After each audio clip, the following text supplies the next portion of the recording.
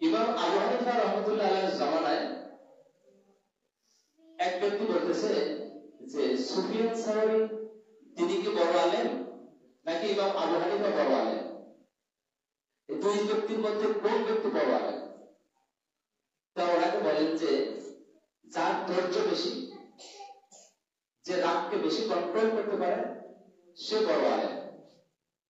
তো দুজন প্রায় একই ক্যাটাগরি বড় আলেম। সুফিয়ান সাওরি সেও বড় আলেম, ইমাম আবু হানিফাও বড় আলেম। তো ওই লোকটি পরীক্ষা করার জন্য, দুইজনের ধৈর্যকে পরীক্ষা করার জন্য তিনি ইমাম আবু হানিফার কাছে গেছেন। ইমাম আবু হানিফা রাহমাতুল্লাহ পুরো রাত্রে একটু তিনি ঘুমাতেন না, সারা রাত তিনি ইবাদতে কাটাতেন, মাসলা মাসাইল নিয়ে পড়ে থাকতেন, ফিকহ নিয়ে পড়ে থাকতেন। তো উনি জোহরের পরে আসর পর্যন্ত এই সময়টুকু তিনি ঘুমাতেন। তো সারা রাত্রে তিনি ঘুমাতেন না, এটুকু সময় ঘুমাতেন। তো ওরা ধৈর্য পরীক্ষা করার জন্য এক ব্যক্তি গেছে। তো উনি দোতলার উপরে ঘুমাতেন, তো নিচতলায় গিয়ে এরকম জোরে কেসিকে লাগাচ্ছে, দরজা ডাকাচ্ছে। তো ওই লোকটা এমন সময় গেছে যে উনি আগে লক্ষ্য করছে যে উনি কখন ঘুমাতে যায়। তো বোঝাতে যায় যে এখন মাত্র ঘুমাইছে।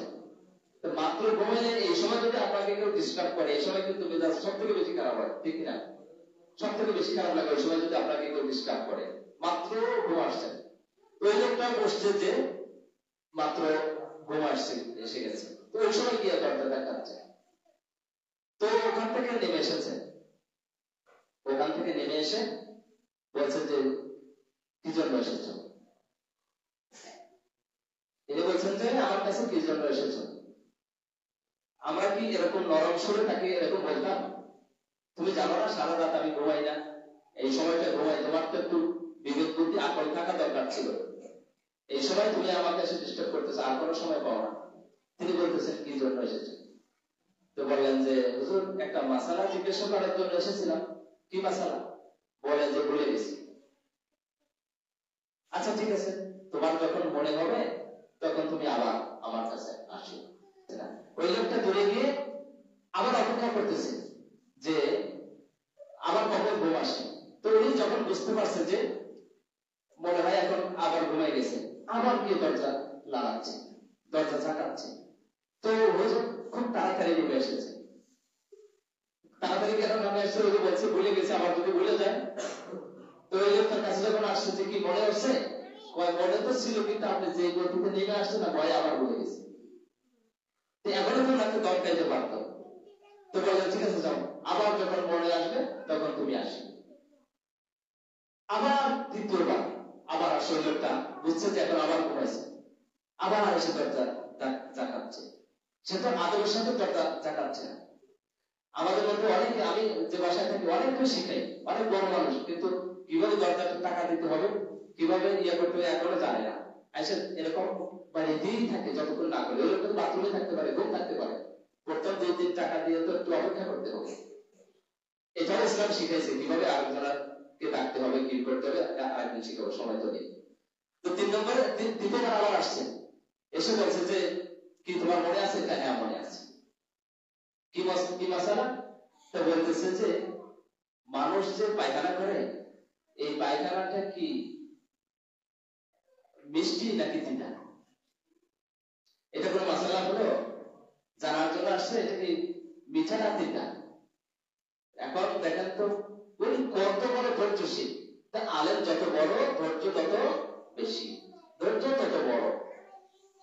তো উনি তো যে কাম করছে পিটানোর মতো না, কিন্তু উনিও তো পরীক্ষা করার জন্য আসছে, পরীক্ষা করার জন্য আসছে যে একদলে বলে দিচ্ছে ধৈর্য যত বেশি আলেম তত বড়।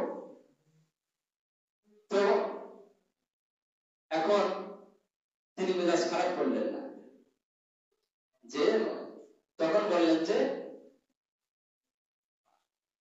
নগদে যেটা পায়খানা করে এইটা মিষ্টি, আর যখন শুকিয়ে যায় তখন তিতা।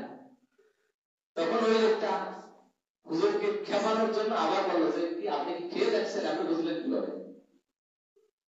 ওনার উদ্দেশ্য তো ওনাকে ইয়া রাখা।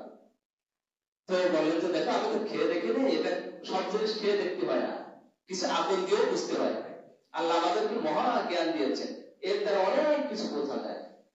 আমি বুঝছি এইটাই যে মানুষের যখন পায়খানা করার সাথে সাথে মাছি এসে পড়ে, তাই বোঝা যায় যে ওটা মিষ্টি জাতীয় খাবার, মিষ্টি জাতীয় খাবারের মধ্যে মাছি এসে পড়ে, যার কারণে আমি অনুমান করেছি যে ওই পায়খানাটা মিষ্টি। আর যখন শুকিয়ে যায় মাছি টাছি পড়ে না, তখন আমি বুঝতে পেরেছি যে ওটা তিতে হয়ে গেছে, যার কারণে মাছি আর পড়ে না। তো দেখেন এটা মাছি হলো না। এজন্য আমি বলেছি মানুষের চরিত্র 4 প্রকার, একটা হচ্ছে খারাপ, আর একটা হচ্ছে ভালো, আর একটা হচ্ছে উত্তম। প্রথম আরবিটা বলছে, এটা সবাই বলবেন না, উত্তম। আর একটা হচ্ছে সর্বোত্তম। এই জন্য আমরা আমাদের চরিত্রকে যত উপরের ক্যাটাগরিতে নিতে পারবো, আমরা তত শ্রেষ্ঠ মানুষ হতে পারবো। এই জন্য আমরা ধৈর্য শিখবো। আল্লাহ তাআলা বলছেন ইন্নাল্লাহা মা'আস সাবিরিন, আল্লাহ ধৈর্যশীলদের সাথে থাকে।